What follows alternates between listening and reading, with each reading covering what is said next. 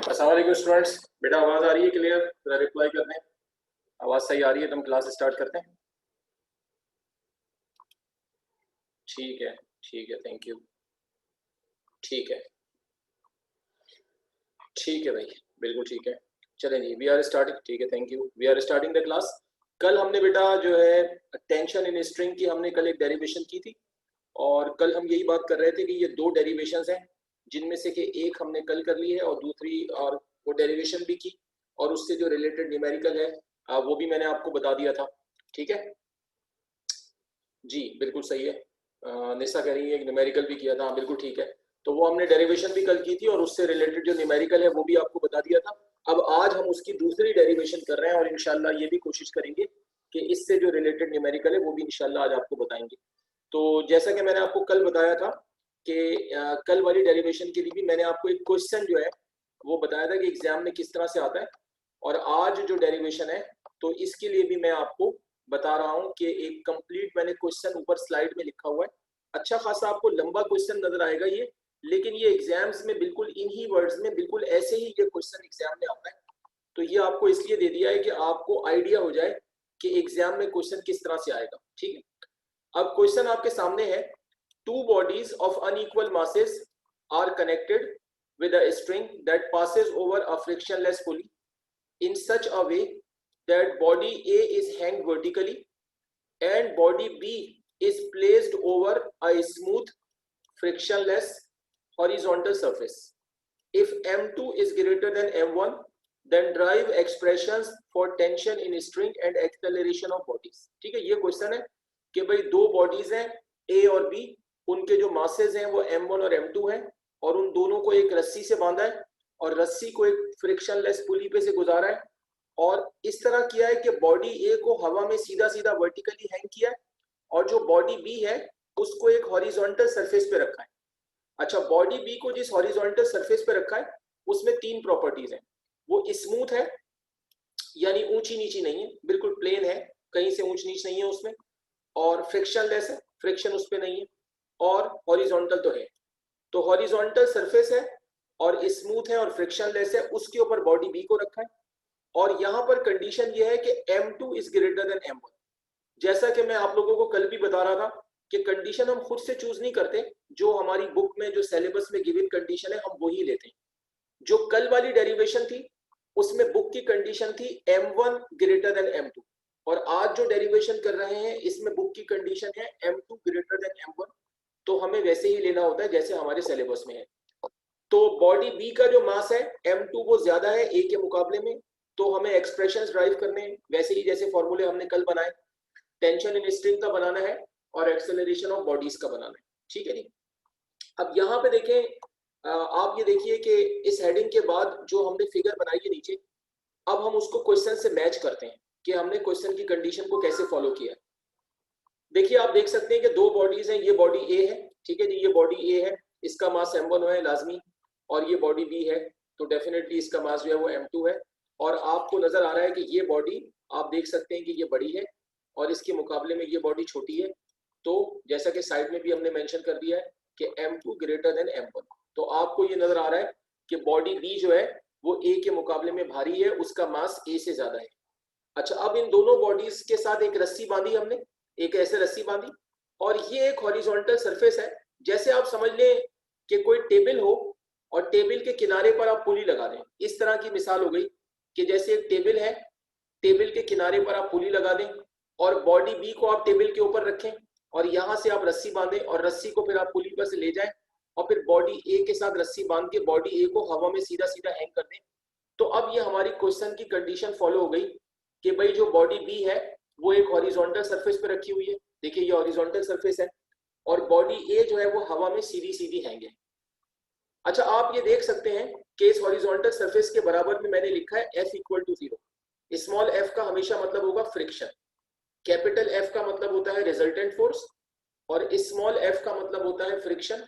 तो यहां मैंने लिखा हुआ है स्मॉल f इक्वल टू 0, क्यों? इसलिए कि इन्होंने ये बताया है कि जो हॉरिजॉन्टल सरफेस है, क्वेश्चन में क्या बताया कि वो कैसी है, वो फ्रिक्शनलेस है। ठीक है जी। अच्छा, अब आप ये भी मैंने आपको बता दिया कि M2 जो है वो M1 से ज्यादा है। ठीक है, अब जरा फोर्सेस देख लेते हैं। बॉडी ए जो हवा में सीधी सीधी हैंग है, तो जैसे हम कल भी कह रहे थे कि भाई इसका वेट नीचे की तरफ एक्ट करेगा और टेंशन इन स्ट्रिंग जो है ये ऊपर की तरफ होगी। तो ए का वेट जो W1 है जो कि M1G के इक्वल है वो डाउनवर्ड एक्ट कर रहा है और टेंशन जो है वो ऊपर की साइड पर है। तो ए पर तो 2 फोर्सेज हैं, लेकिन बी पे अगर आप देखेंगे तो बी पर 3 फोर्सेज हैं। 3 क्यों है? इसलिए कि बी जो है वो सरफेस पे रखी हुई है। तो आप लोग ये मैट्रिक क्लास से पढ़ के आए कि जब भी किसी सरफेस पर कोई बॉडी रखी जाती है तो जब उसका वेट डाउनवर्ड एक्ट करता है, W is equal to mg, जब डाउनवर्ड एक्ट करता है तो जो सरफेस होती है वो रिएक्शन देती है वेट के जवाब में। तो सरफेस जब रिएक्शन देती है तो उसको कहते हैं कैपिटल R, वो होता है नॉर्मल रिएक्शन। तो ये नॉर्मल रिएक्शन किसकी तरफ से होता है? सरफेस की तरफ से होता है। और किसके जवाब में होता है? वेट के जवाब में होता है। तो ये वेट को बैलेंस करता है, आई होप कि आप जानते होंगे। और ये नॉर्मल रिएक्शन हमेशा वेट के इक्वल होता है, R हमेशा इक्वल टू W होता है क्योंकि ये वेट का रिएक्शन होता है। तो अब चूंकि बॉडी B जो है वो सरफेस पे रखी हुई है तो आप देख सकते हैं कि एक फोर्स तो ये हो गई कि इसका वेट नीचे की तरफ एक्ट कर रहा है और दूसरी फोर्स ये हो गई कि नॉर्मल रिएक्शन जो R है वो ऊपर की तरफ कर रहा है। ठीक है, समवन इज मैसेजिंग मी। तो अच्छा, आयशा मुस्कान ने कहा कि ये बात दोबारा बता दें। अच्छा, ये बात दोबारा बता देते हैं। मैं ये बता रहा था, आयशा भी सुन लें और बाकी लोग भी सुन लें। मैं नॉर्मल रिएक्शन के बारे में बता रहा था और मैं ये कह रहा था कि आप लोगों ने पिछली क्लासेस में मैट्रिक वगैरह की फिजिक्स में भी डेफिनेटली ये पढ़ा होगा कि जब भी किसी बॉडी को किसी सरफेस पे रखा जाता है, जब भी किसी बॉडी को किसी सरफेस पे रखा जाता है तो सरफेस एक रिएक्शन देती है। किसके जवाब में? वेट के जवाब में। ये बॉडी सरफेस पे रखी तो इसका वेट डाउनवर्ड एक्ट कर रहा है, तो इसके जवाब में ये जो सरफेस होती है ये ऊपर की तरफ रिएक्शन देती है। इसको कहते हैं नॉर्मल रिएक्शन और इसको कैपिटल R से मेंशन करते हैं। और ये जो कैपिटल R होता है नॉर्मल रिएक्शन, ये हमेशा वेट के इक्वल होता है क्योंकि ये वेट का रिएक्शन होता है। ठीक है, अभी आयशा आपको बात समझ आ गई? मुझे रिप्लाई करने तो मैं आगे चलता हूँ। आयशा कह रही है ठीक है, ओके। तो अब चूंकि बॉडी बी सरफेस पे रखी हुई है तो एक फोर्स तो हो गया इसका वेट बी का जो कि W2 है जो डाउनवर्ड एक्ट कर रहा है, और दूसरी फोर्स जो है वो नॉर्मल रिएक्शन हो गई कैपिटल R। ठीक है, और तीसरी फोर्स रस्सी इसको राइट साइड पे खींच रही है तो रस्सी की जो टेंशन है वो राइट साइड पर हो जाएगी, तो तीसरी फोर्स हो गई टेंशन। तो कल वाली डेरिवेशन में और आज में ये फर्क ये है कि कल हमने जो डेरिवेशन की थी उसमें दोनों बॉडीज हवा में सीधी सीधी हैंग थी, तो दोनों बॉडीज पर दो दो फोर्सेस थी। लेकिन आज वाली डेरिवेशन में क्या फर्क है कि एक बॉडी जो ए है वो तो हवा में हैंग है, तो वो तो कल वाली ही बात है। लेकिन जो दूसरी बॉडी है वो चूंकि सरफेस पे रखी हुई है तो इसलिए दूसरी बॉडी पर बी पर 3 फोर्सेज एक्ट कर रही हैं और ए पर 2 कर रही हैं, जबकि पिछली डेरिवेशन में दोनों बॉडीज पर दो दो फोर्सेज होती थी क्योंकि दोनों हवा में स्टिल हैंग थी। और यहाँ पर क्या है कि यहाँ पे ए पे तो 2 फोर्सेज है और बी पर 3 है क्योंकि वो सरफेस पे रखी हुई है। ये तो सारी चीजें क्लियर हो गई। अब सबसे आखिरी बात ये कि अब हमें ये देखना है कि यहाँ पर क्या हो रहा है, कौन सी बॉडी कहाँ जा रही है, नहीं जा रही, क्या हो रहा है। अगर मैं आप लोगों से पूछूंगा तो ज्यादातर बच्चे हो सकता है मुझे ये कह दें कि सर चूंकि ये वाली बॉडी भारी है और ये हल्की है तो ये बॉडी नीचे की तरफ नहीं जाएगी और दोनों बॉडीज अपनी जगह पर रुकी रहेंगी। अगर मैं ऐसा बोलूं कि भाई मैं कह दूं कि भाई ये वाली बॉडी जो है ये हल्की है और ये वाली जो है काफी भारी है, तो फिर तो ज्यादातर स्टूडेंट्स ये कह देंगे कि भाई ये जो भारी है तो ये नीचे की तरफ जाएगी और ये फिर इसकी वजह से राइट की तरफ जाने लगेगी। लेकिन अभी हो सकता है कि कुछ स्टूडेंट्स ये कहेंगे भाई चूंकि ये भारी है तो ये मूव नहीं कर पाएगी और फिर ये भी मूव नहीं करेगी। लेकिन यहाँ पर एक बात ध्यान में रखिएगा कि ये बात हमें देखनी पड़ेगी कि फ्रिक्शन यहाँ पे 0 है। देखिए मैं आपको पहले भी बता चुका हूँ, अभी इस चैप्टर में भी आगे आपको मैं फ्रिक्शन का टॉपिक पढ़ाऊंगा। याद रखिएगा कि दुनिया में कोई ऐसी चीज नहीं है जिसकी फ्रिक्शन 0 हो, यानी फ्रिक्शन लेस चीज दुनिया में कोई भी नहीं होती। ये आइडियल कंडीशन होती है जिसे हम अज्यूम कर रहे होते हैं, और मैं आपको पहले बता चुका हूँ कि फिजिक्स के तमाम फॉर्मूले आइडियल कंडीशंस पे बनाए जाते हैं, यानी जो सबसे अच्छी कंडीशन होती है उस पे बनाए जाते हैं, चाहे हमें वो अज्यूम करनी पड़े। ठीक है जी। तो अब तमाम डेरिवेशंस में जहां पर भी फ्रिक्शन आ रही होती है फॉर्मूले बनाने के लिए हम ये अज्यूम कर लेते हैं कि भाई फ्रिक्शन वहां पर नहीं है। लेकिन दुनिया में कोई ऐसी चीज नहीं है जो कि फ्रिक्शन लेस हो। जब भी किसी सरफेस पर कोई बॉडी मूव करने की कोशिश करती है तो ऑपोजिट डायरेक्शन में उसको फ्रिक्शन जो है वो रेजिस्ट करती है। अब हम जो ये अज्यूम कर रहे हैं कि भाई ये हॉरिजॉन्टल सरफेस फ्रिक्शन लेस है, ये हम बुक की कंडीशन के मुताबिक अज्यूम कर रहे हैं। रियल लाइफ में ऐसा होना पॉसिबल नहीं है। रियल लाइफ में ये होगा कि जब आप कोई चीज रखेंगे और रस्सी इस चीज को इधर खींचेगी और रस्सी इसको इधर ले जाने की कोशिश करेगी, क्योंकि जब ये बॉडी ए का वेट नीचे की तरफ ऐड करेगा तो ये रस्सी को नीचे की तरफ खींचेगा, तो रस्सी फिर ये चाहेगी कि यहाँ से बॉडी बी को जो है ये राइट की तरफ ले जाए। लेकिन रियल लाइफ में ये होगा कि जब ये बॉडी बी राइट की तरफ जाने की कोशिश करेगी तो फिर ऑपोजिट डायरेक्शन में फ्रिक्शन इसको रोकने की कोशिश करेगी, तो उस वक्त फोर्सेस हो जाएंगी चार। कौन कौन सी चार हो जाएंगी? वेट हो जाएगा, नॉर्मल रिएक्शन हो जाएगा, टेंशन इन स्ट्रिंग हो जाएगी और फ्रिक्शन हो जाएगी। और ये चारों फोर्सेस एक दूसरे को कैंसिल कर देंगी, मतलब जो वेट है वो नॉर्मल रिएक्शन से कैंसिल हो जाएगा और जो टेंशन है वो फ्रिक्शन से कैंसिल हो जाएगी। तो ऊपर और नीचे वाली फोर्स एक दूसरे को कैंसिल कर देगी और राइट और लेफ्ट वाली फोर्स एक दूसरे को कैंसिल कर देगी, तो बॉडी भी अपनी जगह पे रुक जाएगी। और जब बॉडी भी अपनी जगह पे रुक जाएगी, रस्सी आगे नहीं बढ़ेगी, तो ए भी मूव नहीं कर सकेगी। लेकिन अगर थोड़ी देर के लिए, अगर हम कुछ देर के लिए ऐसा अज्यूम कर लें, बुक की कंडीशन के मुताबिक हम ऐसा अज्यूम कर लें कि भाई ये जो सरफेस है ये फ्रिक्शन लेस है, मतलब इस पे फ्रिक्शन मौजूद नहीं है, तो अब आप देख सकते हैं कि अब यहाँ वाली जो चौथी फोर्स है, ये जो चौथी फोर्स है ये मौजूद नहीं है। ठीक है, आमना अकरम बेटा कैमरा बंद करें, आमना अकरम कैमरा बंद करें। तो ये जो चौथी फोर्स है फ्रिक्शन, ये मौजूद नहीं है, ये फोर्स मौजूद नहीं है, ऐसा हम अज्यूम कर रहे हैं। अब जब ये मौजूद नहीं है तो देखें बची तीन फोर्सेस, 1, 2 और 3। अब इन तीन फोर्सेस में से जो नीचे वाली फोर्स है यानी वेट, वो ऊपर वाली फोर्स से मतलब नॉर्मल रिएक्शन से बैलेंस हो जाएगी। ये दो फोर्सेस तो एक दूसरे को कैंसिल कर देंगी, लेकिन राइट की साइड पे जो टेंशन है उससे कोई चीज कैंसिल नहीं कर रही, क्योंकि यहाँ पर हमने अज्यूम कर लिया है कि फ्रिक्शन मौजूद नहीं है। लिहाजा इस टेंशन की वजह से रस्सी जो है वो राइट की तरफ जाएगी और बॉडी भी जो है वो राइट की तरफ स्लाइड करने लगेगी। जब बॉडी भी राइट की तरफ स्लाइड करेगी और रस्सी आगे जाएगी तो ये पुली इस डायरेक्शन में घूमेगी और इधर वाली रस्सी नीचे की तरफ जाएगी और फिर बॉडी ए नीचे जाने लगेगी। तो यहाँ पर इस वक्त क्या हो रहा है? यहाँ पर इस वक्त ये हो रहा है कि जो बॉडी बी है वो राइट की तरफ जा रही है और उसकी वजह से रस्सी आगे मूव कर रही है और पुली इस तरह से घूम रही है और ये रस्सी नीचे जा रही है और बॉडी ए नीचे की तरफ जा रही है।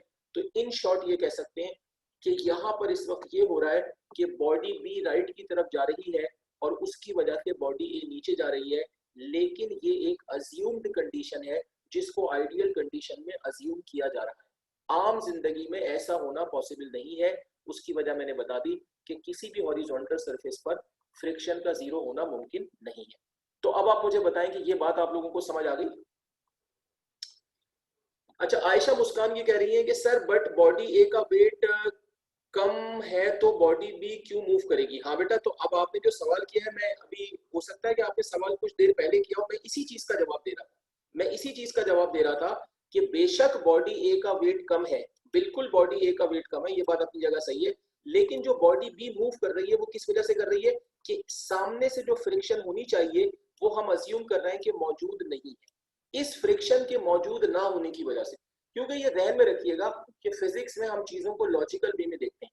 फिजिक्स की लॉजिक ये है कि अगर किसी चीज पर कोई रिजल्टेंट फोर्स बच रही है तो वो फोर्स उसको मूव कराएगी। मिसाल के तौर पर अगर एक बॉडी रखी हुई है और फर्ज कर लें कि एक फोर्स यहाँ पे ऊपर की तरफ 5 न्यूटन है फॉर एग्जांपल, और नीचे की तरफ भी एक फोर्स 5 न्यूटन है, ठीक है, और एक फोर्स इधर है फर्ज कर लें 2 न्यूटन और एक फोर्स इधर है 2 न्यूटन। तो फिजिक्स की लॉजिक ये है कि हम ये कहेंगे कि भाई ये बॉडी मूव नहीं करेगी, क्योंकि हम कहेंगे कि भाई नीचे वाले 5 न्यूटन ऊपर वाले 5 न्यूटन से कैंसिल हो गए, राइट वाले 2 न्यूटन लेफ्ट वाले 2 न्यूटन से कैंसिल हो गए, तो नेट फोर्स बची 0, तो ये मूव नहीं करेगी।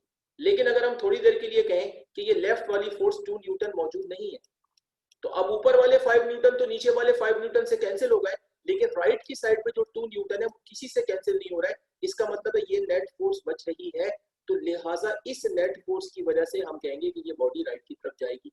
तो यहाँ पर जो बॉडी बी राइट की तरफ जा रही है उसका इसके वेट से कोई ताल्लुक नहीं है, इसका वेट बेशक कम है, लेकिन बॉडी बी इसके वेट की वजह से बिल्कुल नहीं जा रही। बॉडी बी किसकी वजह से जा रही है कि ऊपर वाली फोर्स नीचे वाली फोर्स से कैंसिल हो गई, यानी नॉर्मल रिएक्शन ने इसको कैंसिल कर दिया, लेकिन ये जो टी है ये किसी से कैंसिल नहीं हो रही फोर्स, क्योंकि इस साइड पर हमने अज्यूम कर लिया कि फ्रिक्शन नहीं है।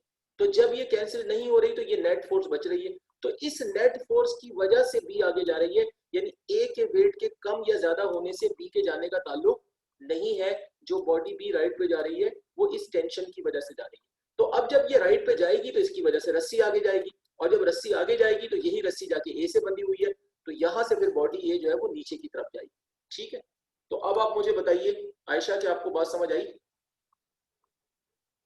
हाँ जी, आयशा, मुस्कान, मुझे जवाब दें कि आपको ये बात समझ आ गई। ठीक है, और बाकी लोग भी क्लियर हैं? तमाम स्टूडेंट्स, मैंने यहाँ तक जो बात समझाई है सारा समझ आ गया आप लोगों को? हाँ भाई बताइए। ठीक है, ठीक है, ओके, ठीक है, सबका रिप्लाई आ गया कि अब सब क्लियर है। ठीक है, ठीक है जी, थैंक यू। ठीक है, ओके फाइन। तो अब आप देखें कि इसके बाद मैंने जो कुछ आपको समझाया है, देखिए वही यहाँ पे लिखा हुआ है, आप देख सकते हैं, ये देख सकते हैं आप, जो मैंने आपको समझाया है वही यहाँ पे लिखा हुआ है। अब देखिए क्या लिखा हुआ है, consider two bodies A and B of masses m1 and m2 connected with the ends of a string that passes over a frictionless pulley in such a way that body A is hanged vertically and body B is placed over a smooth frictionless horizontal surface as shown in the above figure। और फिर आगे क्या लिखा है कि due to no friction, मैं आगे दिखा देता हूँ, वापस आ जाऊंगा। यहाँ देखिए, due to no friction on the due to no friction on the horizontal surface body B slides towards the pulley and as a result body A goes down. ठीक है, यहाँ तक मैं आपको समझा चुका हूँ, तो बाकी ये वाली बात अभी बाद में करते हैं, तो हम पहले जो है वो पीछे चले जाते हैं। तो आप लोग यहाँ तक जो काम है इस स्लाइड पे वो कर लीजिए, मैं आपको 5 मिनट दे रहा हूँ, फिर इसके बाद हम आगे चलेंगे। ओके, आपके पास टाइम है, आप आराम से करें ये काम। ठीक है।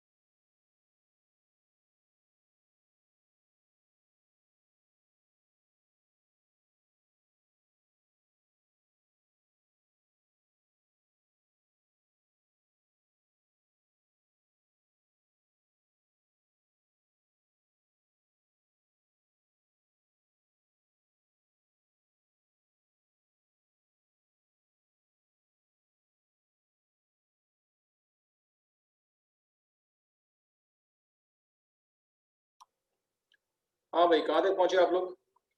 तो मुझे काफी लोग कह रहे हैं कि कर लिया है, तो डन का मैसेज आ गया है। तो अगर कोई रह गया है तो बता दें, वरना मैं आगे चलता हूँ। समवन इज लेफ्ट बिहाइंड, तो मुझे बताएं। ठीक है, मुझे 2 लोग कह रहे हैं, आयशा और निसा और आमना। 3 लोग कह रहे हैं वेट। ठीक है, आप टाइम ले लें, 1 मिनट और है आपके पास।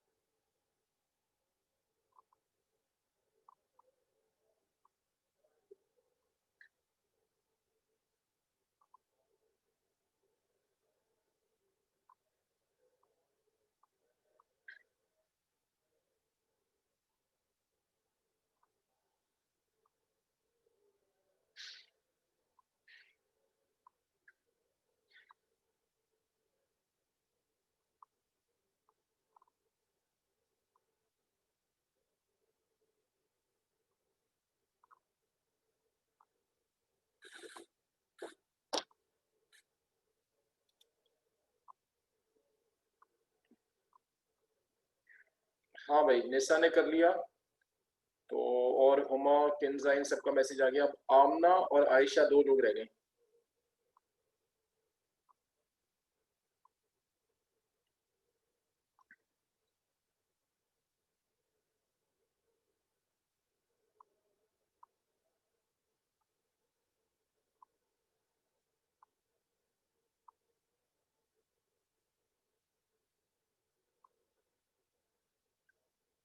हाँ भाई, आयशा ने भी कर लिया। अब 1 रह गई है, आमना रह गई है।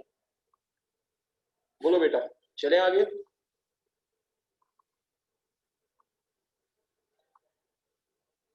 ओके, वालेकुम सलाम, कैसे हो? अच्छा, तो जैसा हम यहाँ तक बात कर चुके थे, जरा हम इसको थोड़ा देख लेते हैं, तो उसके बाद आपको टाइम देंगे जरा। तो पहले जरा देख लें यहाँ पर हमने क्या काम किया हुआ। यहाँ तक तो हमने आपको बता दिया था, यहाँ तक तो हम क्लियर थे। अब हम फोर्स एनालिसिस करेंगे, जैसे हमने कल की डेरिवेशन में भी किया था। इसमें हम दोनों बॉडीज पर अप्लाई होने वाली फोर्सेस देखेंगे। तो पहले हम फोर्सेस अप्लाइंग ऑन बॉडी ए देखते हैं। ये जो फोर्सेस अप्लाइंग ऑन बॉडी ए है, अगर आप इतने पोर्शन को देखें तो ये जो काम है ये बिल्कुल वही है जो कल वाली डेरिवेशन में था। रीजन क्या है? रीजन ये है कि कल वाली जो डेरिवेशन है उसमें बॉडी ए पर 2 फोर्सेस एक्ट कर रही थी। नीचे की तरफ वेट, ऊपर की तरफ टेंशन, और बॉडी ए नीचे जा रही थी। आज वाली डेरिवेशन में भी बॉडी ए नीचे ही जा रही है और वही 2 फोर्सेस एक्ट कर रही हैं। तो इसलिए बिल्कुल सेम कंडीशन आप ये देख सकते हैं। यहाँ पर देखिए कि ये जो बॉडी ए है, जैसे हमने कहा कि भाई नीचे की तरफ इसका वेट है जो कि m1g के इक्वल है, और ऊपर की तरफ टेंशन है जो कि t के इक्वल है, और ये बॉडी नीचे जा रही है। तो जब ये नीचे जा रही है, तो जैसे हमने कल की क्लास में डिस्कस किया था, जब ये नीचे जा रही है तो नीचे वाली फोर्स बड़ी होगी और ऊपर वाली फोर्स छोटी होगी। तो इसकी रिजल्टेंट फोर्स निकालने के लिए हम बड़ी फोर्स में से छोटी फोर्स को माइनस करेंगे, मतलब m1g में से माइनस कर देंगे t को। ये रिजल्टेंट फोर्स होगी और इसको मेंशन करेंगे F1 से। आपको याद होगा कल भी हमने ऐसे ही किया था। और फिर हम न्यूटन सेकंड लॉ लगाएंगे, F is equal to ma। Newton second law लगाएंगे, F is equal to ma। जब इस इक्वेशन को अप्लाई करेंगे बॉडी A पर, तो F की जगह F1 आ जाएगा, क्योंकि इस पर अप्लाई होने वाली फोर्स F1 है, और M की जगह M1 आ जाएगा। तो फिर यहाँ F1 की जगह पे आ जाएगा M1A। तो M1A is equal to M1G minus T बन जाएगा। ठीक है ना? ऐसा ही हमने बिल्कुल किया था कल। तो मुझे 2 लोगों ने मैसेज किया, आमना कह रही है कि ठीक है, और आयशा कह रही है सर आपकी आवाज बहुत कम आ रही है। तो बाकी लोगों को तो मेरे ख्याल से ठीक है, बाकी लोग बताएं आवाज मेरी कैसी आ रही है। बाकी लोग मुझे बताएं बेटा, आवाज ठीक आ रही है मेरी? आयशा खुर्रम कह रही है कि आवाज कम आ रही है, बाकी को ठीक आ रही है। ठीक है, आयशा बेटा आप अपना नेट चेक करो, आप अपना नेट चेक करो, नेट में कोई इशू हो रहा होगा। ठीक है, तो अब अगर आप देखें तो ठीक है, तो अब अगर हम आप देखें तो यहां पर यही बात हमने बताई है। ऐसा ही हमने कहा है कि 2 forces are applying on body A. पहली फोर्स क्या है? It's weight, that is m1g, acts downward. दूसरी क्या है? Tension in string, that is T acts upward. और फिर हमने क्या कहा कि body A is going down, चूंकि ये नीचे जा रही है, it means m1g is greater than t, और if resultant force on A is f1 then f1 किसके इक्वल होगा, m1g माइनस t। और फिर हमने f1 की जगह पे m1a रख दिया, ये रीजन लिखा हुआ जो मैंने आपको समझाया। तो ये जो सारा काम है, आई होप कि आपको भी याद आ गया होगा कि ये बिल्कुल वही है जो हमने कल किया, इसमें कोई चेंज नहीं है। ये इक्वेशन नंबर 1 बन गई। ठीक है जी, यहाँ तक आई थिंक आप एग्री करेंगे इस बात से। हाँ ठीक है, ओके ठीक है जी। अच्छा, अब इसके बाद अगर आप आगे चलें, बी को आप देखें तो बिल्कुल सिंपल सी बात है। देखिए बी पर 3 फोर्सेस हैं, जैसे कि मैं पहले भी 2-3 दफा बता चुका हूँ। नीचे की तरफ m2g इसका वेट, ऊपर की तरफ नॉर्मल रिएक्शन, और राइट की तरफ t। अब इन 3 फोर्सेस में से दो ने एक दूसरे को कैंसिल कर दिया है, या दो फोर्सेस ने एक दूसरे को बैलेंस कर दिया है। किस किसने, वेट ने और नॉर्मल रिएक्शन। तो अब एक ही फोर्स बची है, तो 3 में से जो एक फोर्स बची है वही बॉडी बी को राइट की तरफ ले जा रही है। तो यही जो फोर्स होगी, यही फोर्स रिजल्टेंट फोर्स के इक्वल होगी टी, और इसको इक्वल हम किसके लेंगे, F2। ये रिजल्टेंट फोर्स हो जाएगी किसकी, बॉडी बी। ठीक है, 3 में से 2 कैंसिल हो गई, एक बची, वही रिजल्टेंट फोर्स के इक्वल है। और जैसे हमने F1 की जगह पे M1a रखा था, तो बिल्कुल वैसे ही यहाँ F2 की जगह पे M2a आ जाएगा और इक्वल टू T होगा। तो ये सेकंड इक्वेशन बन जाएगी फॉर द बॉडी बी। तो आप देख सकते हैं कि यहाँ पर देखिए ऐसे ही मेंशन है कि 3 forces are applying on body B. पहली इसका वेट हो गई m2g, डाउनवर्ड है। दूसरी नॉर्मल रिएक्शन हो गई कैपिटल आर, जो कि ऊपर की तरफ है। और तीसरी टेंशन इन स्ट्रिंग हो गई टी, जो कि सॉरी ये मैंने गलत लिख दिया है, सही कर दूंगा। ये अपवर्ड नहीं है, ये राइट वर्ड है, ये राइट की तरफ एक्ट कर रही है। इसको हम राइट वर्ड कह सकते हैं या टुवर्ड्स द पुली कह सकते हैं, अभी मैं यहाँ ठीक करके लिखूंगा। फिर हमने क्या कहा था कि since R and m2g are cancelled with each other, normal reaction और वेट एक दूसरे से कैंसिल हो गए, therefore the remaining force on body B is t। तो जो बाकी फोर्स बची वो t है, it will be resultant force. तो यही जो t है ये रिजल्टेंट फोर्स होगी, और F2 से मेंशन करेंगे तो F2 इक्वल टू t हो जाएगा। फिर F2 की जगह m2a रख देंगे, तो ये इक्वेशन नंबर 2 आ जाएगी। तो आप मुझे बताएं कि आपको यहाँ तक बात सब क्लियर है, समझ आ गया आपको?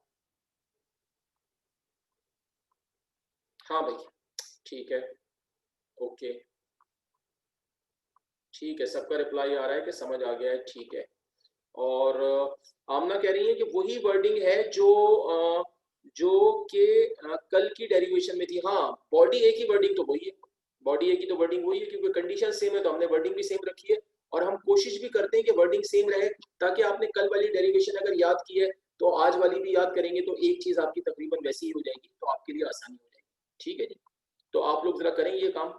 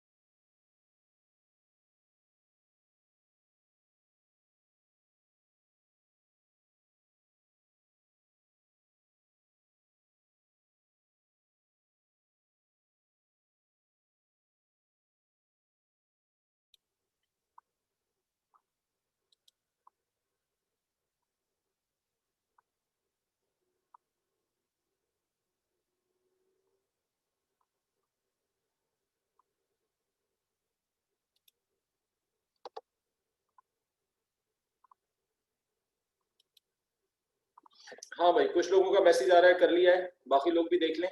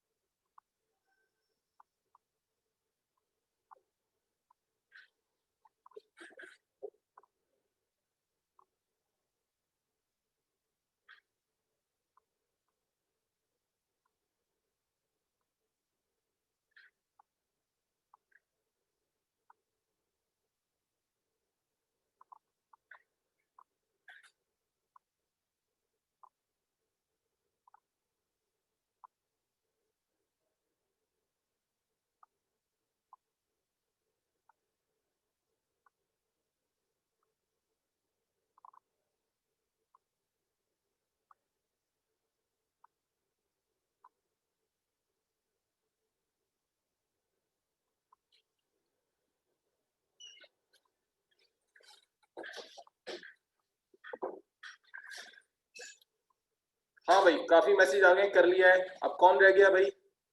जो रह गया है वो बता दें, नहीं तो हम आगे चलते हैं।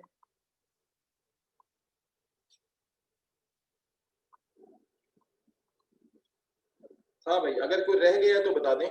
ठीक है, बुशरा कह रही है वेट, और निसा अफजल भी कह रही हैं कि बस कंप्लीट होने वाला है। ठीक है, ठीक है बेटा, 1 मिनट ले लें आप।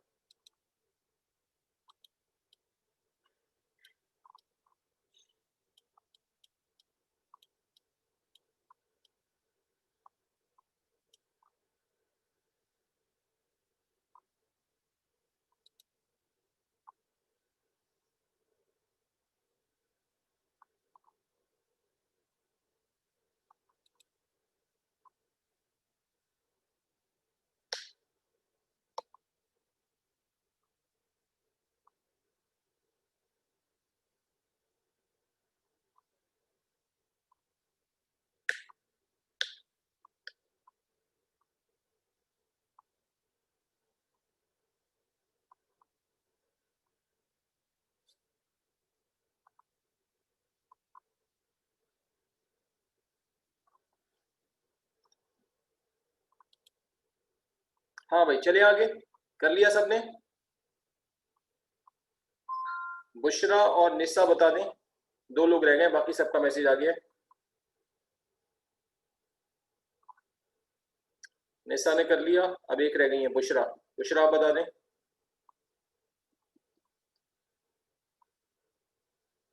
ठीक है। अच्छा, अब इसमें आखिरी स्टेप ये होगा कि हम इसमें फॉर्मूले बनाएंगे। तो फॉर्मूले बनाने के लिए पहले हम एक्सेलरेशन का बनाएंगे।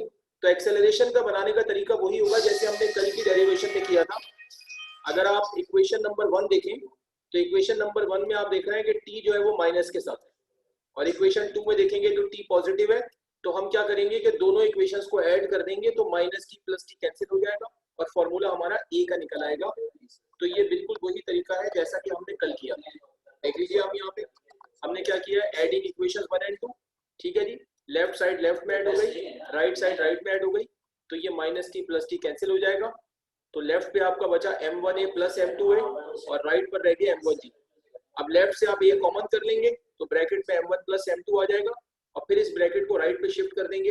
तो फाइनल फॉर्मूला जो होगा वो क्या होगा, m1g divided by m1 plus m2। ये आपका एक्सेलरेशन का फॉर्मूला हो गया, पहला आ गया। अब दूसरा निकालना इसमें बहुत आसान है, एक स्टेप की बात है।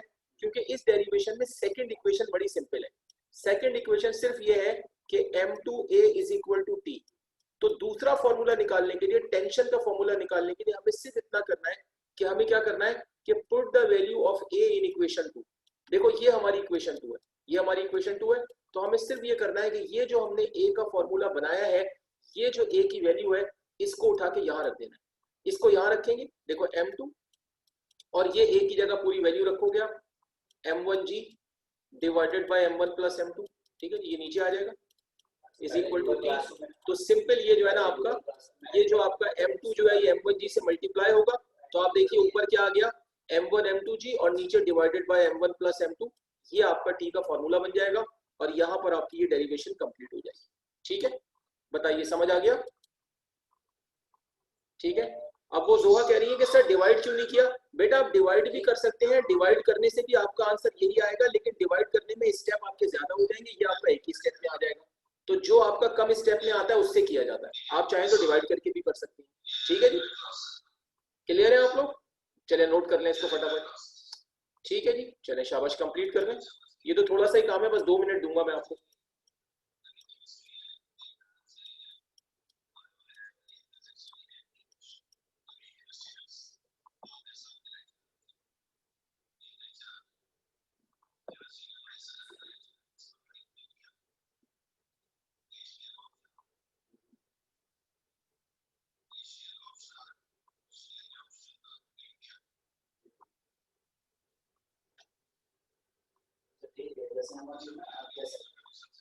नहीं कोई मसला नहीं, समझ में आ गया। आई नो बिकॉज़ के फाइल एंड जो पीडीएफ में टेस्ट वाला दे देते हैं उसी फॉर्मेट में तो मैं देख मेरी बात में पहले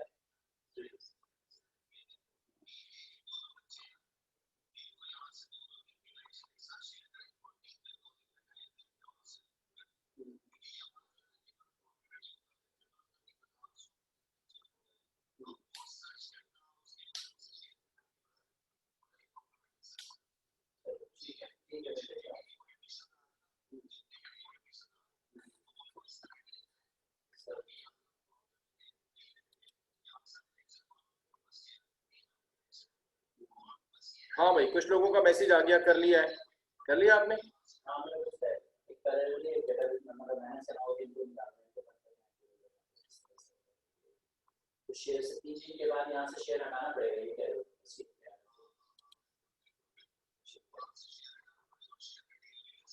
बाकी जो लोग रह गए कर लें बेटा कंप्लीट जल्दी।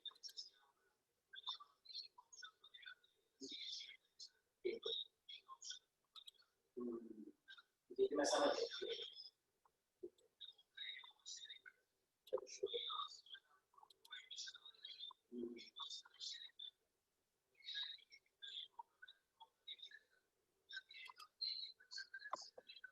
हाँ भाई, अब कौन रह गया है? आगे चलें।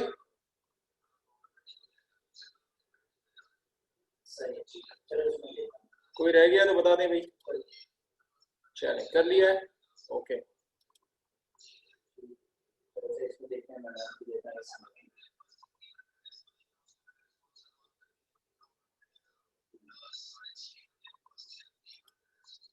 ठीक है जी, आगे चलें। 6:30 बजे ना चले आगे चलते हैं। 9A1 9B1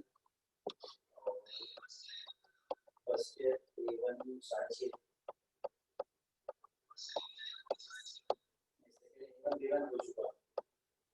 अच्छा भाई देखो, कल हमने क्वेश्चन नंबर 9 किया था। क्वेश्चन नंबर 9 हमारा जो था, जो कल वाली डेरिवेशन थी उससे रिलेटेड था।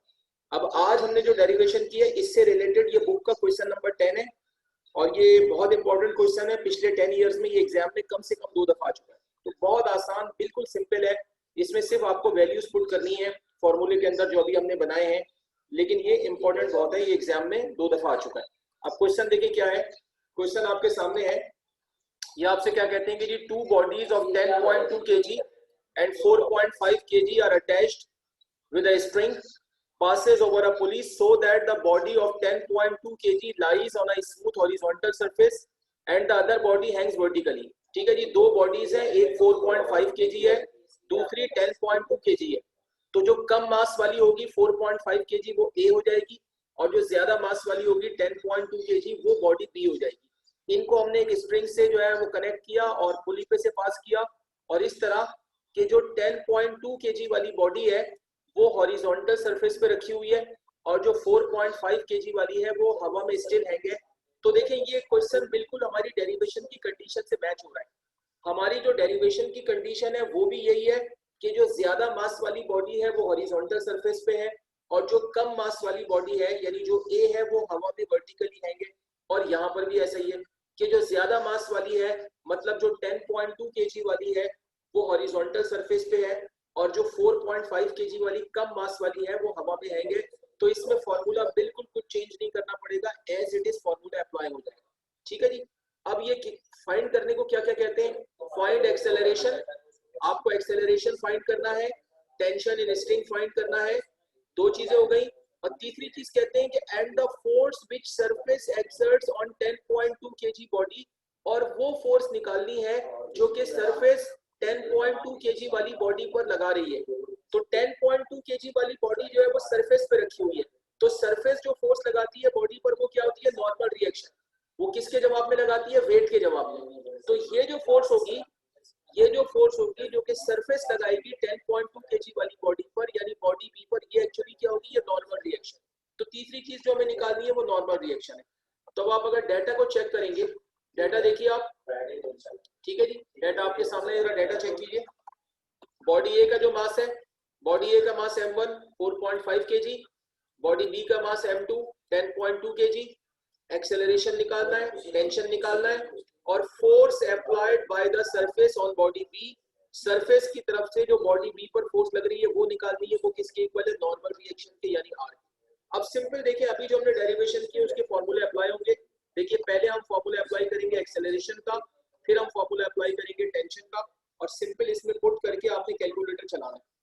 अभी हमने देखें ये एक्सेलरेशन का फॉर्मूला बनाया है, a is equal to m1g divided by m1 plus m2। इसमें पुट करेंगे, m1 कितना है 4.5, g कितना है 9.8, नीचे m1 प्लस m2 मतलब 4.5 और प्लस 10.2। तो आप ये 4.5 को 9.8 से मल्टीप्लाई करेंगे तो देखिए ये 44.1 आ जाएगा, और नीचे इन दोनों को ऐड करेंगे तो 14.7 आ जाएगा, और इसको इससे डिवाइड करके चेक कर लीजिएगा। तो 3 मीटर पर सेकंड स्क्वायर आपका पहला आंसर आएगा एक्सेलरेशन का। फिर दूसरा फॉर्मूला अभी हमने बनाया टेंशन का, वो हमने ये बनाया है m1 m2g upon m1 plus m2, इसमें वैल्यूज रखिए। m1 देखिए 4.5 आ गया, m2 देखिए 10.2 आ गया, g 9.8 आ गया, और नीचे वही m1 प्लस m2 यानी 4.5 और 10.2 को ऐड कर देंगे। इसको आप सॉल्व कर लीजिए कैलकुलेटर से, ये 30.6 न्यूटन आएगा। टेंशन है इसलिए इसकी यूनिट क्या होगी, न्यूटन होगी। दो आंसर हो गए। तीसरा आपको निकालना है नॉर्मल रिएक्शन। तो जैसा कि हम बार बार कह रहे हैं कि नॉर्मल रिएक्शन किसके इक्वल होता है, वेट के, वो वेट को बैलेंस करता है। तो जो R होगा वो किसके इक्वल होगा, W2 के। W2 क्या है, बॉडी बी का वेट। तो W2 खुद किसके इक्वल है, M2G के, और यहाँ वैल्यू रख दी। M2 कितना है 10.2, G 9.8, इनको मल्टीप्लाई करें तो 99.96 न्यूटन जो है ये आपका तीसरा आंसर होगा। तो ये सिंपल देखें बिल्कुल आसान क्वेश्चन है, आपको सिर्फ फॉर्मूला में वैल्यूज रखनी है। और मैंने आपको बताया कि पिछले 10 इयर्स में ये क्वेश्चन एग्जाम में 2 दफा आ चुका है सेम वैल्यूज के साथ, कोई चेंज नहीं, यही क्वेश्चन यही वैल्यूज। तो it is very easy and also very important question. ठीक है, समझ आ गया आप लोगों को, बोले जी, क्लियर है? हाँ बेटा क्लियर है, ठीक है, बिल्कुल ठीक है, ठीक है, बिल्कुल सही है। तो अब आप लोग इसको करें, इस क्वेश्चन को। 6 मिनट रह गए हमारी क्लास खत्म होने में, इन 6 मिनट के अंदर आप लोगों ने इसको कंप्लीट करना है। मैं मौजूद हूँ, कुछ पूछना हो पूछ लीजिएगा, स्टार्ट कर लें।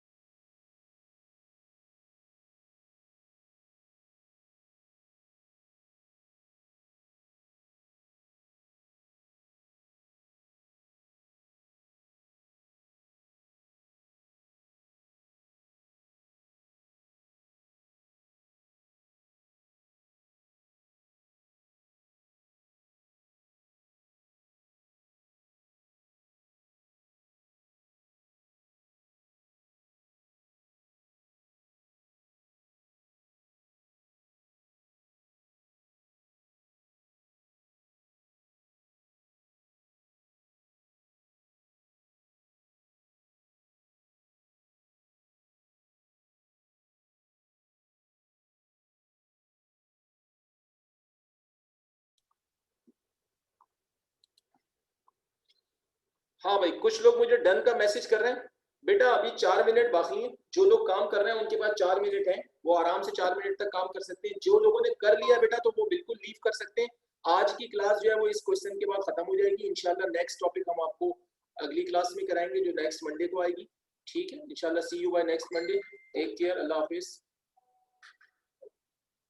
जो बच्चे अभी कर रहे हैं वो बिल्कुल कर सकते हैं। ये स्लाइड अभी लगी हुई है आपके पास, अभी 4 मिनट बाकी है, 3 मिनट रह गए हैं।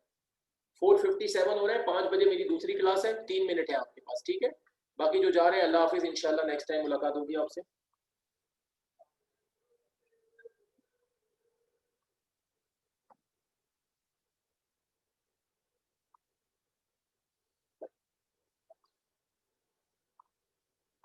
ठीक है, जो लोगों ने डन कर लिया बेटा लीव कर सकते हैं। क्लास ऑफ है, इसके बाद कंप्लीट है क्लास आज की।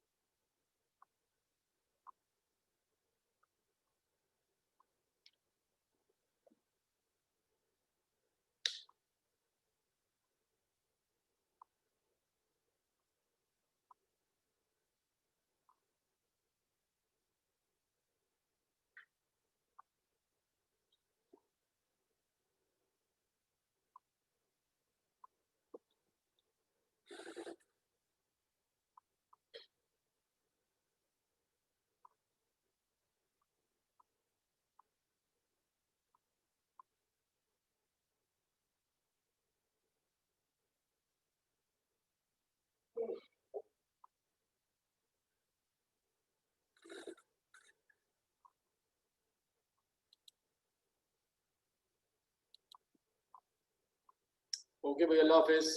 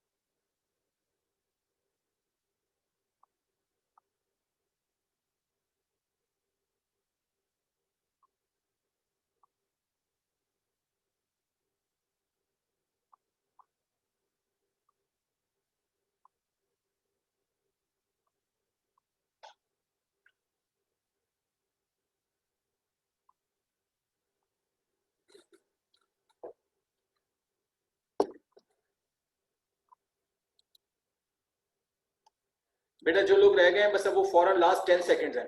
अब मैं 10 सेकंड के अंदर लीव कर रहा हूं। जो लोग रह गए हैं वो जल्दी से कर लें, आखिरी 10 सेकंड है। I am just leaving.